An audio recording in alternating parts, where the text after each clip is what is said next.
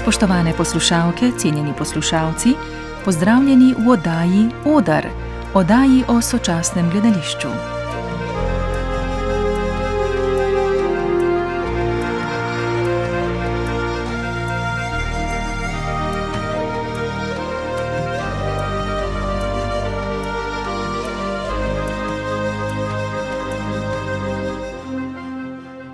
Že en dan po premieri predstave Umetnost življenja, umor na podeželju, ki je nastala v soprodukciji Mesta žensk in Slovenskega mladinskega gledališča, smo se v studiu srečale umetnice Urška Brodar, Barbara Kukovec in Katarina Stegnar, ki sem jih pred mikrofon povabila Petra Tanko.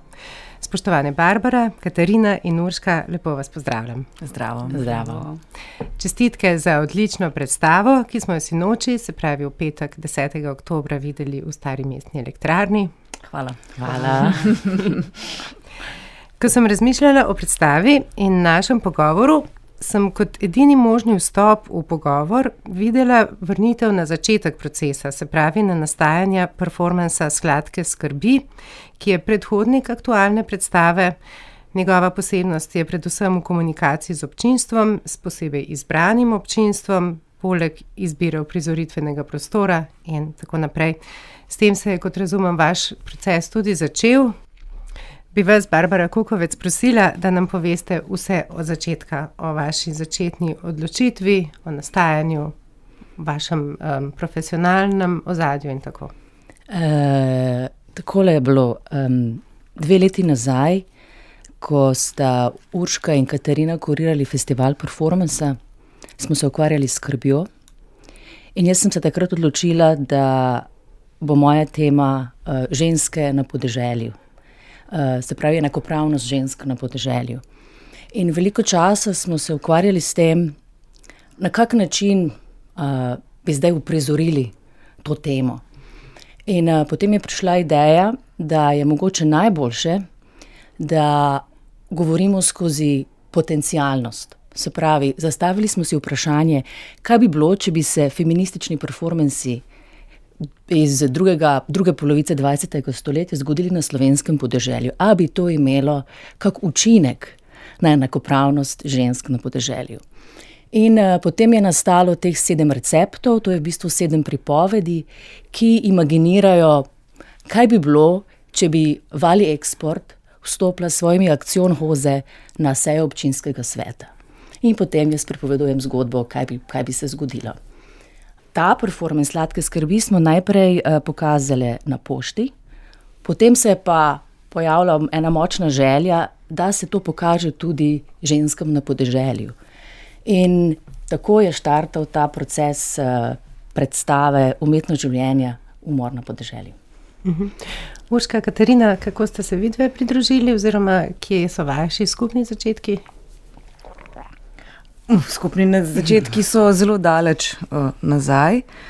Mi dve z Urško sva kurirali že ta drugi festival performansa, zdaj 10 letnic ne vem, na pamet iz glave to Urška. Mislim, da so lihe, ne? Da so 2023, 2021, 2019, tako nekako, ne? 3 so bili.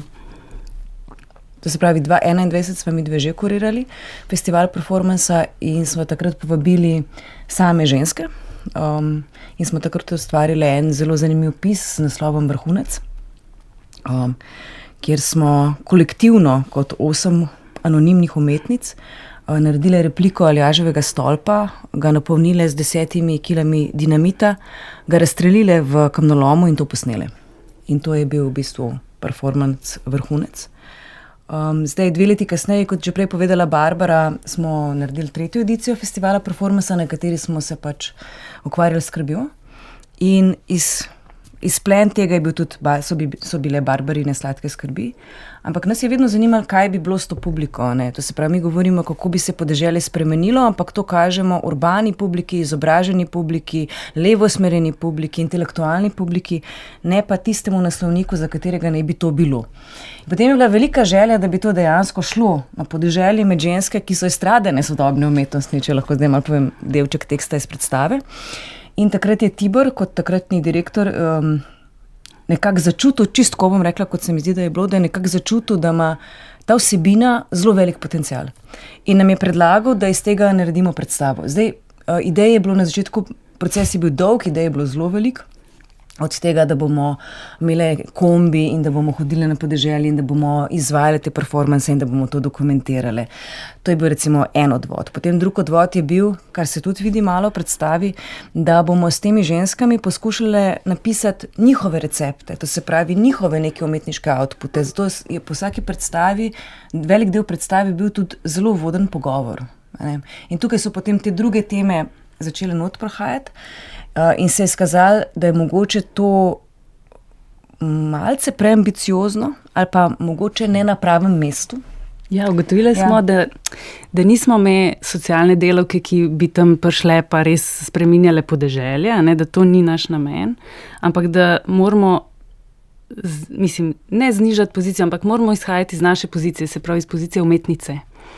In v bistvu smo pol ugotovili ali pa našli način z njimi, kako jih povabiti v bistvu v performance, se pravi te performansi, ko so zdaj tudi v predstavi, umetnost izjave, umetnost družbe pa umetnost krajine. Se pravi, da smo našli način, kako biti vključujoče in z nami, in da so one tudi z nami v predstavi. In dejansko, da delamo umetnost skupaj. To je bil naš cilj.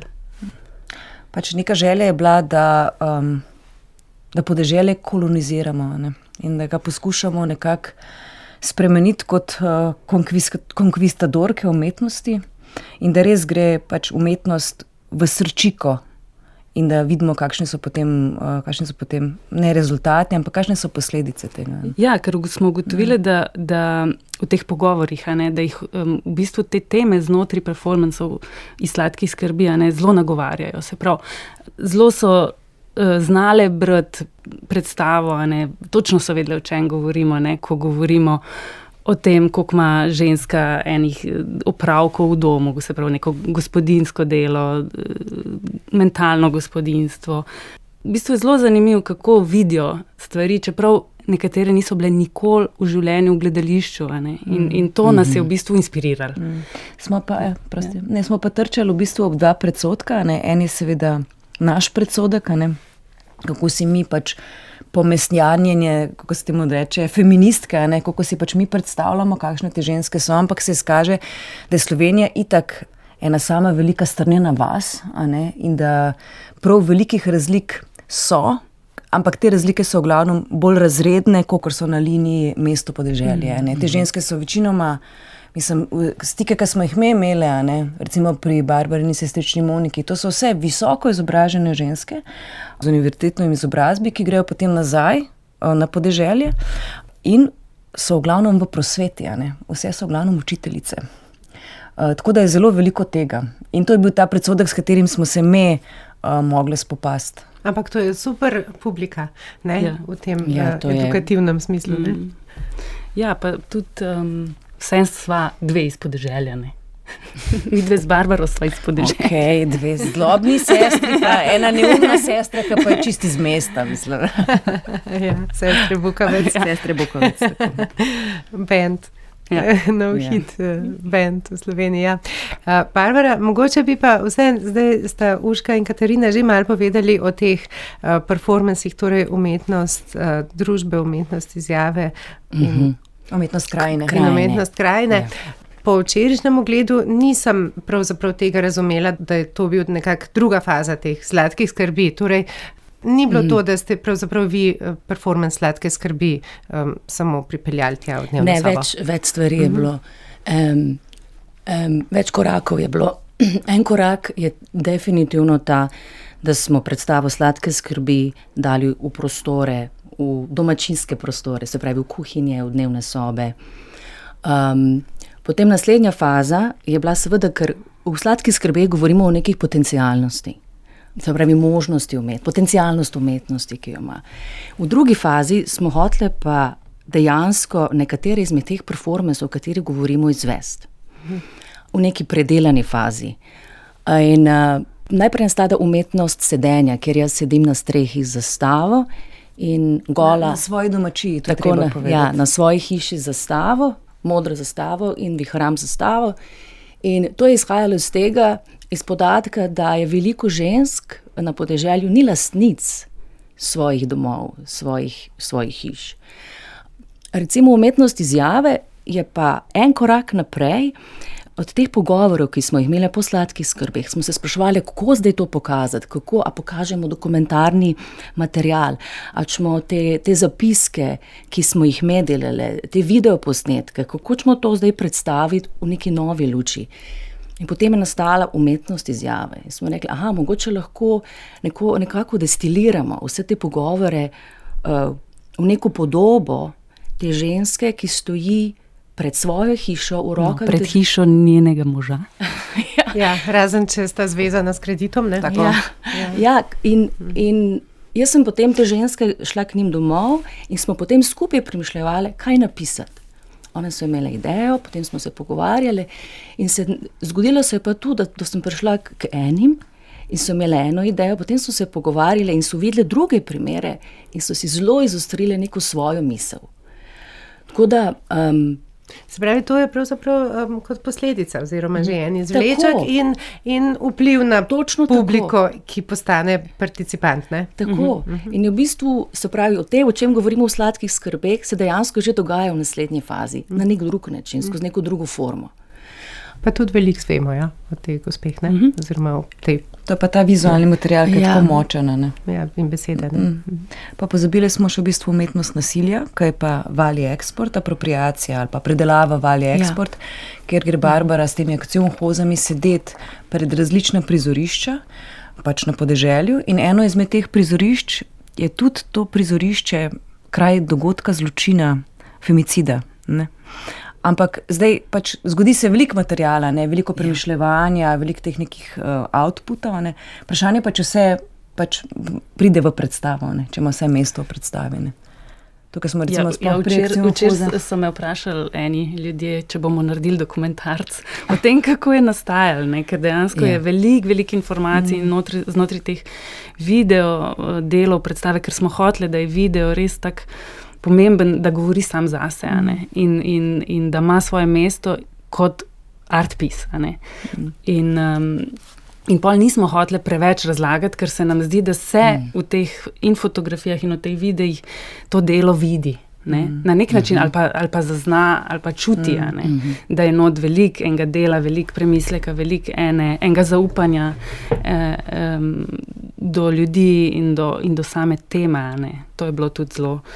To nas je zelo dotaknilo, ker kamorkoli smo mi prišli, smo imeli predsodek, da nobene bo hotel z nami govoriti, sodelovati, ful bo zdaj treba neke energije v prepričevanje, ampak smo v bistvu doživeli čisto diametralno nasprotno situacijo.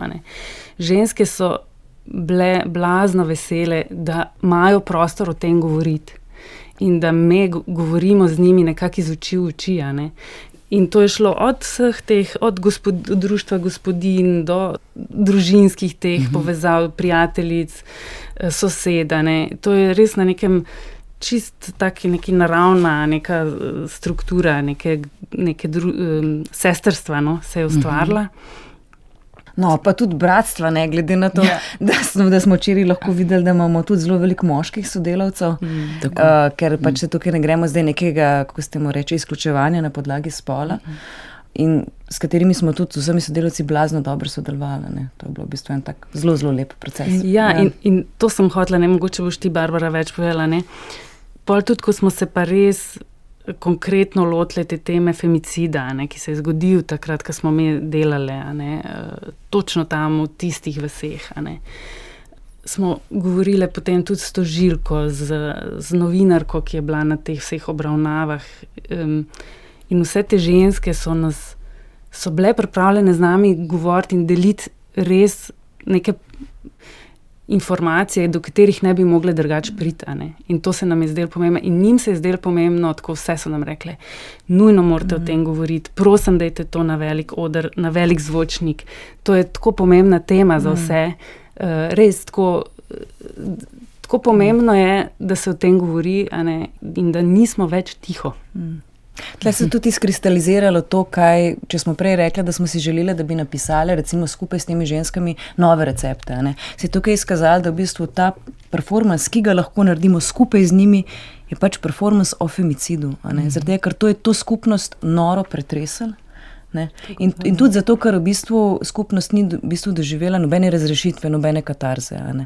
Tudi skozi ta proces, ki je bil medijsko sicer zelo senzacionalistično pokrit, ampak v bistvu storilec in storilka nista navajala nobenih razlogov, v bistvu branila sta se z molkom. V glavnem on se je branil z molkom in to je v bistvu skupnost noro ranil in se nekako ne more zaceliti. In se je nam zdelo nujno, da se pač o tej stvari, ki je najbolj boleča, da prav se skozi umetnost da govoriti. A vam je ta okruten poseg realnosti spremenil vizijo razvoja projekta, recimo? Jaz bi rekla, da ga je izostril, da je zelo postavil fokus. V bistvu je vzpostavil temo nasilja.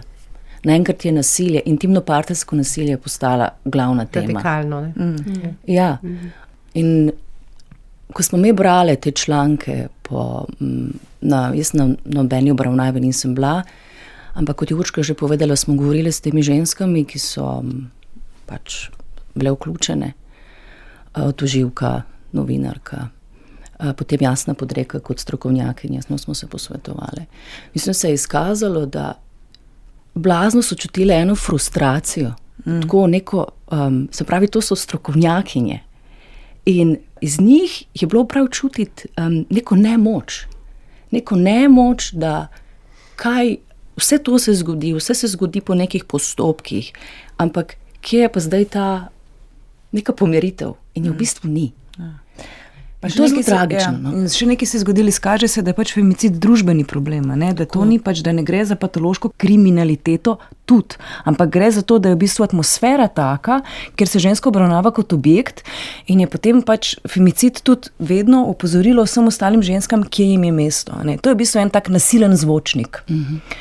Da pač ženska mora biti kinder, küche, kirche, doma, skrbeti za otroke in se tudi slučajno ne sme emancipirati. In kar je po neki statistiki zelo pomembno pri femicidu, je takrat, ko se ženska odloči, da bo šla, takrat je zanjo najbolj nevarno. In najbolj nevarno mesto za žensko je prav njen dom. In to so pač dejstva, mimo katerih ne moreš, in se mi zdi, da kot ustvarjalca te lahko tak realen poseg zablokira, vkolikor ga pač potem ne začneš obravnavati. In tako se je potem nam zgodilo. Ker recimo moj oseben občutek je bil, ko se zdaj ukvarjamo s to umetnostjo, kakšna tragedija se je tukaj zgodila. Umetnost postane totalno brezvezna. Nimaš kaj z njo, nimaš kaj početi. Tukaj to začne vse odpadati. Kaj zdaj te 3 babe hodijo po podeželju s temi hlačami? Gore sedijo na strehah, pa neki ful filozofirajo, pa kaj umetnost lahko naredi, pa je lahko emancipatorna, pa to. Ampak, ko pa pač malo obrneš sliko, ko pa daš priložnost, da se prav skozi umetnost lahko ukvarjaš s to temo, se mi zdi, da tukaj postane pa potem pravo mesto. Da pač se pač krog spet zaključi nekako.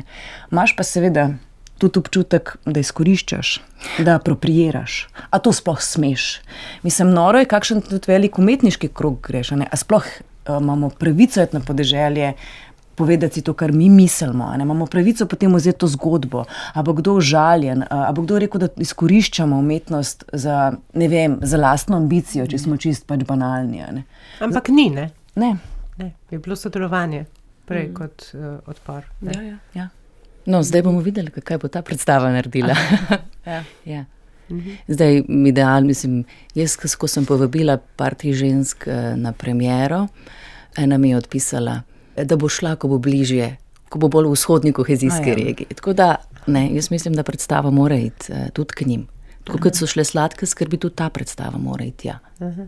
No, pravzaprav sem vas to tudi hotela vprašati, kako razumete pravzaprav to izobraževalno ali pa zagovorniško funkcijo feministične umetnosti, Zelo močna sta oba momenta v vaši predstavi, Zdaj malo v tej zagovorniški ali pa tem smo že povedali, o edukativni pa malo manj, čeprav na koncu predstave rečete, da boste poskrbeli, da bo ta predstava še dolgo živa, kar je tudi dvorezno, ker bi si vsi želeli, da ne bi bila več potrebna, Ja. Ne? S prvim in z drugim delom, ne? In z umestnim. Ne? Lahko sem hotel samo še nadaljevati o te apropriacije. Zato, ker nam je bilo potem v nekem momentu zelo pomembno, da se predstava tudi veže na nas. In zato je tudi ta velik del v predstavi, ki govori o nasilju, ki se je nam zgodilo. O intimnem nasilju, ki se je nam, in to so resnične zgodbe. Ampak jaz bolj vidim tu izobraževalni moment. Jaz sem rekla, takoj bi šla gledati še enkrat predstavo. Itak, zaradi uprizoritve, zaradi, mislim, res čestitke. Ampak tam sem pa prav rekla, bi si morala malo bolj zapomniti. Ja, mislim, ta moment je pomemben, da tam odpremo tudi luč, tako je malo konfrontativen, s publiko. Pač vemo že me iz prejšnjih procesov, jaz sem veliko se ukvarjam s potencialnostjo, pa z nekimi principi naracije. Ko ti začneš pripovedovati svojo zgodbo, in da jo pripoveduješ na nek zelo tak prizemljen način, to pri publiki omogoči, da v bistvu začne v svojih zgodbah razmišljati, kaj se je meni zgodilo, ženske, ker jaz lahko veliko gledam, ker sem tako frontalno, gledam publiko, kako reagira, in ženske res podoživijo nekatere te intimne v bistvu zlorabe, Medtem ko je pa zanimiv obrat tudi pri moških, moški se pa tudi zamislijo, čakaj, kaj sem jaz počel? Kdaj sem jaz prestopil mejo, pa niti se nisem zavedal. In v bistvu se nam zdi zelo pomembno, da začnejo ljudje o tem razmišljati. In da je to, in v tej atmosferi, to je družben problem. In to vsi smo udeleženi. Enkrat si udeležen, pa ne veš točno, seksaš, pa ni meje, Mislim, a se boš res na vsaki minuti pogajal, Ja, v bistvu če si želiš enako praven spolni akt, v bistvu se moraš pogajati. Drugo stvar pa sem hotela omeniti glede tega, se nam je pa zdel zelo pomemben, v bistvu je veliko noter v predstavi, so same reference. Vsak prizor je referenca. Skoraj vsak tekst je referenca. In referenca so nam umetnice, performerke druge polovice 20. stoletja. In tle se nam je pa tudi zdelo pomembno, da jih vključimo, da pokažemo, da ta zgodovina obstaja. Da te teme so bile že nagovorjene, ampak so bile tudi one utišane, v neki zgodovini umetnosti, v zgodovini gledališke umetnosti. Šele zdaj zares prihajajo ženske avtorice, v Nemčiji zaradi kvot. Mislim, super kvota, gor, dol, ampak kvote so potrebne, dokler te glasovi niso slišani. Zato, ker druge teme začnejo prihajati za mizo.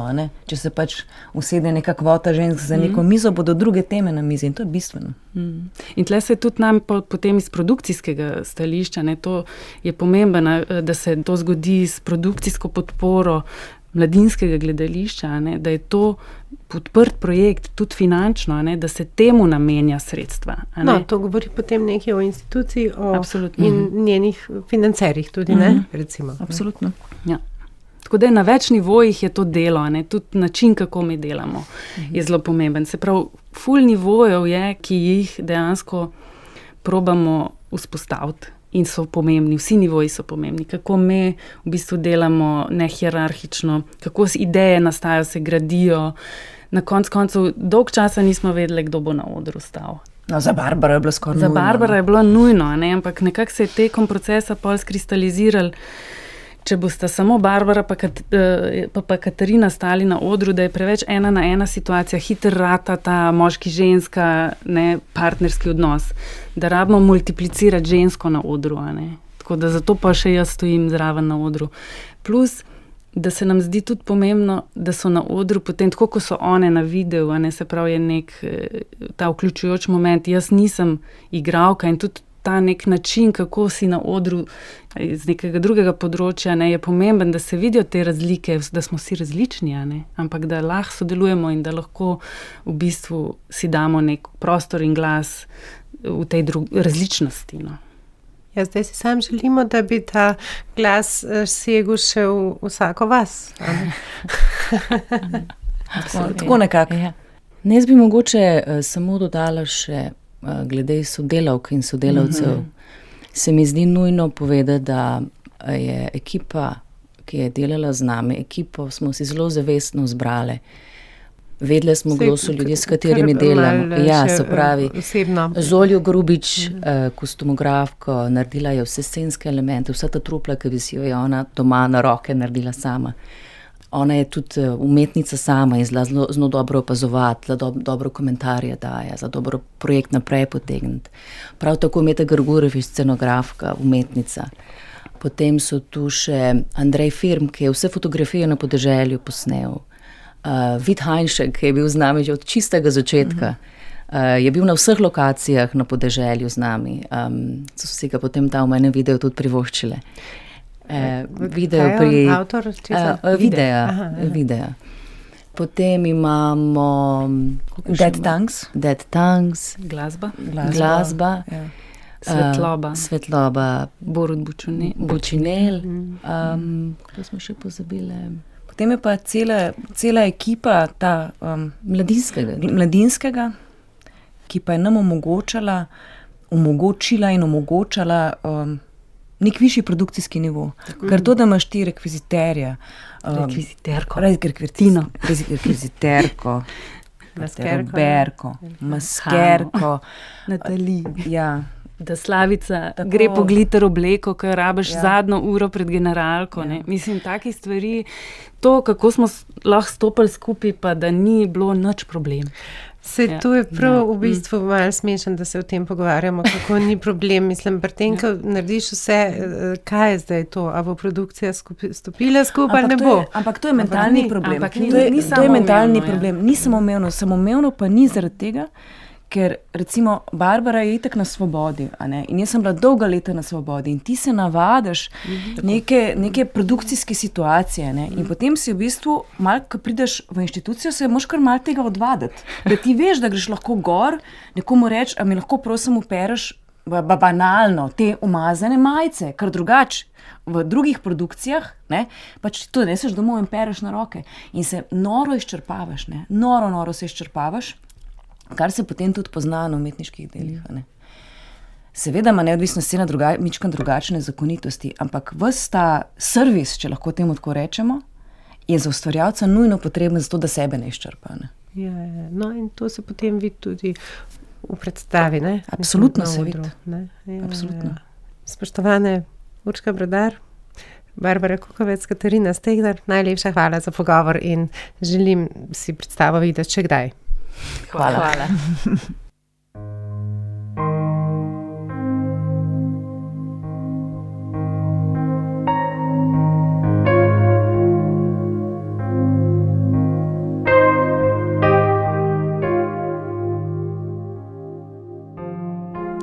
Spoštovane poslušalke, spoštovani poslušalci, to je bil Oder, oddaja o sočasnem gledališču. V njej smo se s sogovornicami posvetile predstavi Umetnost življenja, umor na podeželju. Oddajo je posnel in zvočno oblikoval Vito Plavčak, pripravila sem jo Petra Tanko. Za vnovično poslušanje je oddaja dostopna na naših spletnih straneh in med podcasti. Zahvaljujemo se vam za pozornost in vas prijazno pozdravljamo.